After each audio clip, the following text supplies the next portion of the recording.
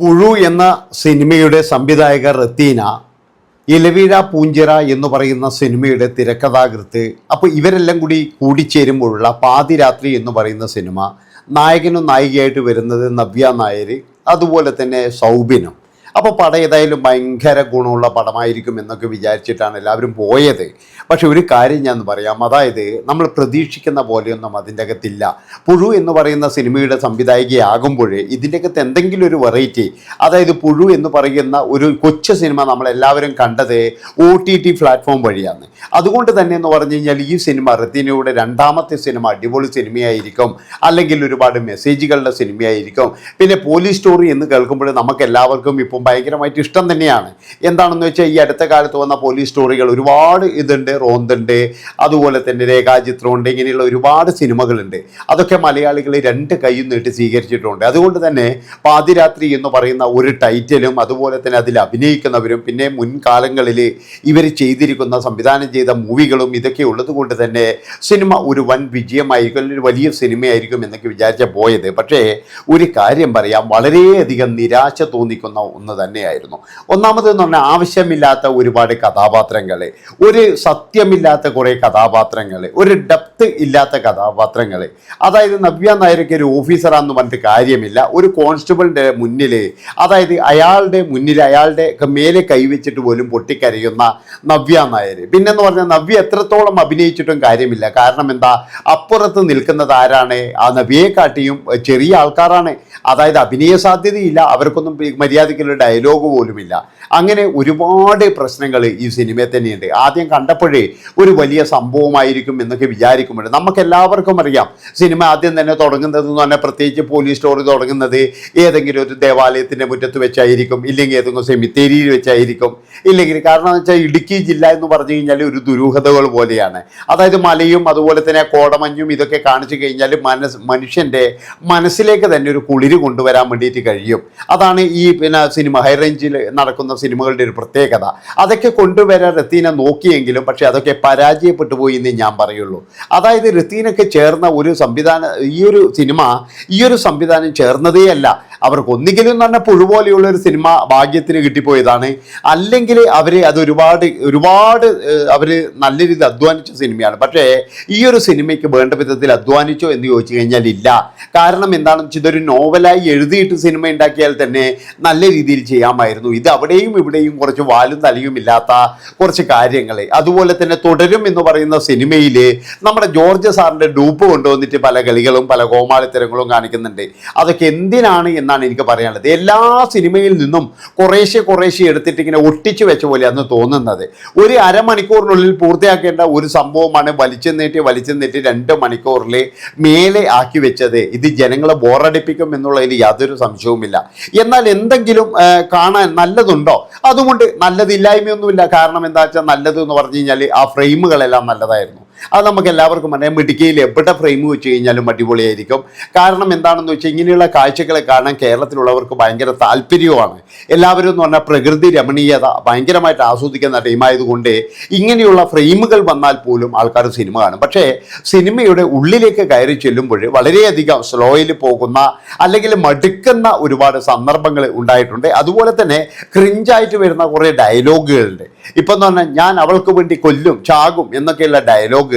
അതാരാ പറയുന്നതെന്ന് പറഞ്ഞാൽ നമ്മളെ ഇവനാന്ന്, എന്നിട്ട് പേരെന്നാന്ന്, മറ്റേ കുരുടി, മറ്റേ സിനിമയിലെ ദുൽഖർ സൽമാൻ്റെ സെക്കൻഡ് ഷോയിലെ കുരുടി ഉണ്ടല്ലോ, അവനാന്ന് പറയുന്നത്. അവനൊക്കെ എന്തിനാണ് കൊണ്ടുവന്നത് എനിക്കറിയില്ല. ഒരുപാട് ആൾക്കാർ ഇതിൻ്റെ അകത്ത് കൊണ്ടുവന്നിട്ടുണ്ട്. പക്ഷേ എല്ലാവർക്കും നല്ല റോളും കാര്യങ്ങളും ഉണ്ടോ എന്ന് ചോദിച്ചു കഴിഞ്ഞാൽ ഒന്നുമില്ല എന്നേ ഞാൻ പറയുള്ളൂ. എല്ലാ സ്ഥലത്തൊന്നും കുറേശ്ശെ എടുത്തിട്ട് ഇവിടെ കട്ടെടുത്തിട്ട് വെച്ച പോലെയാണ് ഈ സിനിമയുടെ ഒരു പൂർണ്ണമായിട്ടുള്ള രൂപം എന്ന് പറഞ്ഞാൽ. അതുകൊണ്ട് തന്നെ എന്ന് പറഞ്ഞാൽ ഒരുപാട് പ്രതീക്ഷകളോട് പോയിട്ട് ഭയങ്കരമായിട്ട് വിഷമിച്ചിട്ടാണ് ഇറങ്ങി വന്നത് എന്നാണ് എനിക്ക് പറയാനുള്ളത്. പിന്നെ ഞാൻ പറഞ്ഞല്ലോ, ഇത് റത്തീനയുടെ അവസാനത്തെ സംരംഭം ഒന്നുമല്ല, ഇനിയും ഒരുപാട് ഭാവിയുണ്ട് എന്ന് എനിക്ക് തോന്നുന്നത്. പക്ഷെ ഇമാതിരി വയ്യാവേലിക്ക്, അതായത് ഇതുപോലെയുള്ള ത്രില്ലർ സ്റ്റോറിയിലേക്ക് കൈവെക്കാതിരിക്കുന്നതാണ് നല്ലത്. അതായത് സസ്പെൻസ് ഒന്നും കിട്ടുന്നില്ല, സസ്പെൻസ് ഒന്നും വേണ്ട വിധത്തിൽ എടുക്കാൻ കഴിഞ്ഞിട്ടില്ല. ഒരുപക്ഷെ എന്ന് പറഞ്ഞു കഴിഞ്ഞാൽ അത് അഭിനയിച്ചവർക്ക് തന്നെ ഒരുപാട് ഫാൾട്ടുകളുണ്ട്, പാളിച്ചുകളുണ്ട്. എവിടത്തേക്കാണ് അഭിനയിക്കുന്നത്, എങ്ങോട്ടാണ് പോകുന്നത് എന്ന് ഇതിൽ അഭിനയിച്ചവർക്ക് വരെ അറിയുന്നില്ല എന്നുള്ളതാണ്. എന്തിനോ വേണ്ടി തിളക്കുന്ന സാമ്പാറായിട്ട് കുറേ ആൾക്കാർ, പിന്നെ പിന്നെന്ന് പറഞ്ഞാൽ ഇവരെന്താണ് ഇതിലൂടെ പറയാൻ തുടങ്ങിയത് എന്ന് നമുക്കറിയില്ല. അതായത് പറയാൻ തുടങ്ങിയെന്ന് പറഞ്ഞു കഴിഞ്ഞാൽ ഇനി അവിഹിതമാണോ അല്ലെങ്കിൽ വേറെ എന്തെങ്കിലും ആണോ? പിന്നെ പോലീസ് സ്റ്റോറിയിൽ സാധാരണ ഉള്ളതുപോലെ ഒരു സിഗരറ്റ് വലിക്കുക, ഇതിലും നല്ലതെന്ന് പറഞ്ഞു കഴിഞ്ഞാൽ വേറെ ഏതെങ്കിലും തരത്തിൽ ഈ സ്റ്റോറിയിൽ കൊണ്ടുപോയിട്ടുണ്ടെങ്കിൽ അത് വേറെ ഒരു ലെവലിൽ പോയേനെ. പക്ഷെ അതൊന്നുമില്ലാതെ ട്രെയിലറിൽ കാണുമ്പോൾ തന്നെ നമുക്ക് ഏകദേശം കാര്യങ്ങൾ മനസ്സിലായിനി. ഞാൻ പറഞ്ഞല്ലോ, പുഴു എന്ന് പറയുന്ന ഒരു സിനിമ കണ്ടതുകൊണ്ട് മാത്രം റത്തീന എന്ന് പറയുന്ന ആ ഒരു സംവിധായകയുടെ സിനിമ കാണണം എന്ന് ഉറപ്പിച്ചിട്ട് തന്നെയാണ് പോയത്. പക്ഷേ അവിടെ എത്തുമ്പോൾ നമ്മുടെ മനസ്സിന് നമുക്ക് ഇഷ്ടപ്പെടുന്ന തരത്തിലുള്ള ഒന്നും തരാൻ കഴിയാത്തത് അവരുടെ പരാജയം തന്നെയാണെന്ന് ഞാൻ പറയുള്ളൂ. കാരണം എന്താ വെച്ചാൽ ഒരുപാട് പ്രതീക്ഷിച്ചു പോകുമ്പോൾ കുറച്ചെങ്കിലും തരാൻ അവർ ബാധ്യസ്ഥയായിരിക്കണം, അല്ലാതെ ഒന്നും തരാതെ അങ്ങ് ഇറക്കി വിടുന്നത് പോലെയായിപ്പോയി. പുഴുവൊക്കെ എത്ര മനോഹരമായിട്ടാണ് എടുത്തിരിക്കുന്നത്. അതിൻ്റെ ആ മമ്മൂട്ടി എന്ന് പറയുന്ന ഒരു കഥാപാത്രം അവസാനത്തിൽ എന്ന് പറഞ്ഞു കഴിഞ്ഞാൽ ഒരുപാട് വിവാദം ഉണ്ടായില്ലേ. എന്താ വെച്ചാൽ മമ്മൂട്ടീനെ മനഃപൂർവ്വം താടടിച്ച് കാണിക്കാൻ വേണ്ടിയിട്ടാണ്. അതുമാത്രമല്ല പാർവതിയുടെ ഐഡിയ ആയിരുന്നു ഇത്. കാരണം എന്താണെന്ന് വെച്ചാൽ പാർവതി തെരുവൂത്ത് ആ സിനിമയിൽ അഭിനയിച്ചിരുന്നു. അതുകൊണ്ട് തന്നെ മമ്മൂട്ടിക്ക് കൊടുത്തൊരു പണിയാണ്, മമ്മൂട്ടീനെ ഇവർ കുറവാക്കാൻ വേണ്ടിയിട്ടാണ് എന്നൊക്കെ പറഞ്ഞു. അവസാനം മമ്മൂട്ടി തന്നെ പറഞ്ഞു ഞാൻ തന്നെയാണ് അവരെ കാസ്റ്റ് ചെയ്തത് എന്നൊക്കെ പറഞ്ഞിട്ടാണ് ആ ഒരു സിനിമയുടെ വിവാദങ്ങൾ പിന്നെയും ഉണ്ടായിരുന്നു ഒരുപാട്. അതിലേക്കൊന്നും ഞാൻ കടക്കുന്നില്ല. പക്ഷേ പാതിരാത്രിയിലേക്ക് എത്തുമ്പോൾ ഒരു അരമണിക്കൂർ കൊണ്ട് പറയുന്ന ഒരു സിനിമ വെറുതെ അനാവശ്യമായിട്ട് കുറേ ഡിവോഴ്സും കുറേ കാര്യങ്ങളും ഇതൊക്കെ വലിച്ചു നീട്ടി പിന്നെ സിഗരറ്റ് ഇല്ലാത്ത കാര്യങ്ങളില്ലല്ലോ.